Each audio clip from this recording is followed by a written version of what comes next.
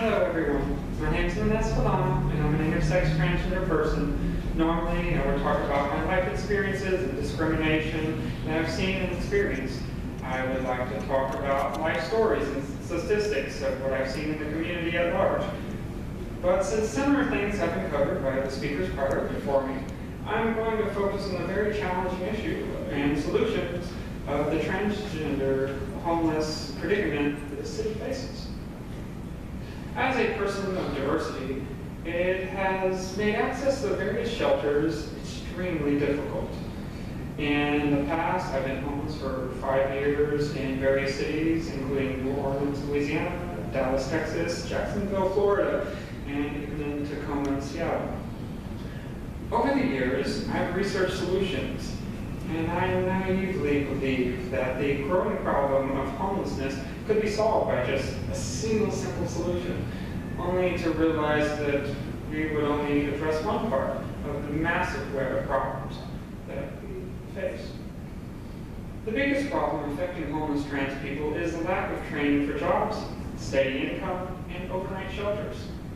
I'm here to present a solution to Seattle that has had success in the U.S. already in areas such as San Francisco and Hawaii.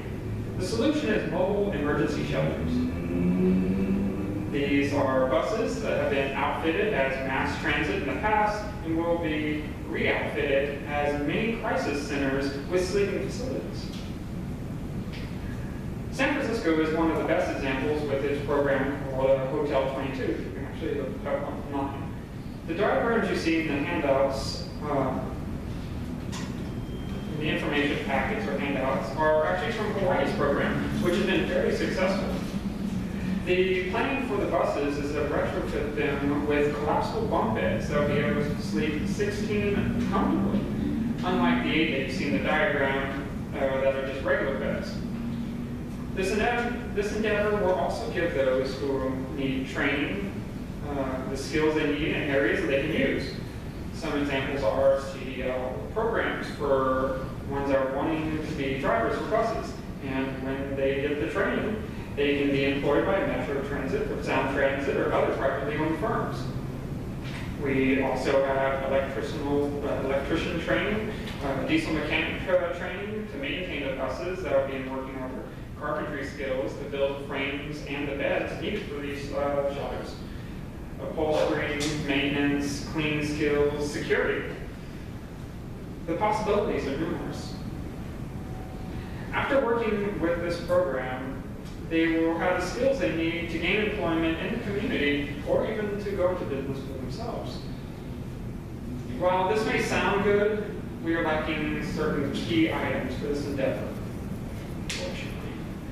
What we do have currently are blueprints and examples from San Francisco and Hawaii that show that this will work. We have had groups of people that are currently willing to work on the first couple of buses here in Seattle. These people will also be teachers for the various programs that we will try to implement on training. We also have a list of places that will be willing to put these shelters in or around their base of operation that are willing to use their resources such as bathrooms, water, etc. A small sampling of these places are like PSKS, Peace in the Streets by Kids on the Streets, or the Elizabeth Gregory House, which is in World Health for female identified people, and various churches around Seattle that have their own shelter places. We also have statistics showing that the homeless trans community needs something like this. Not only for the well-being, but also the job training as well that can help out in economical situations in which we falter. That we need 4 critical things, right? The first one is the buses that pull this off. A few months ago, the city actually auctioned off buses from its aging Metro Transit fleet. At this time, I did not personally have the resources to procure a bus. The second thing is that we need a place to store, remodel, and upkeep these buses. The place will also double as a training center for the project. The third, most important one, is a changing of insurance policies here in Seattle. Currently, in order for me to pull this off in Washington, that stores these collapsible beds and the portable toilets so that we can get around the insuring issue. Financial amounts also is a big problem. And when I implemented with the trailer project that added onto the buses, it actually shrinks the cost to a great amount because we don't have to pay these high insurance. Finally, we also need the funding to procure the buses, materials, and for the services rendered for those willing to help out with this project. It's just a small project that I'm trying to work on and trying to find solutions to raise into an actual full program. And I think it's a wonderful idea, trying to come up with these solutions.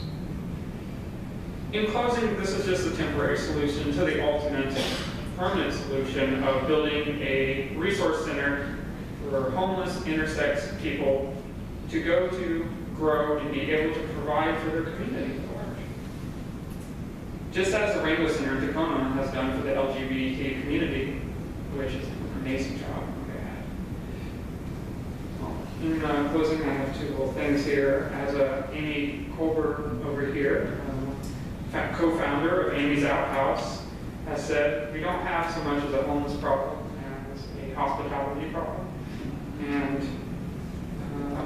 for Leah Alicorn's final plea to fix society, all I can say is we are trying as hard as we can right now. Thank you for your time, my dears.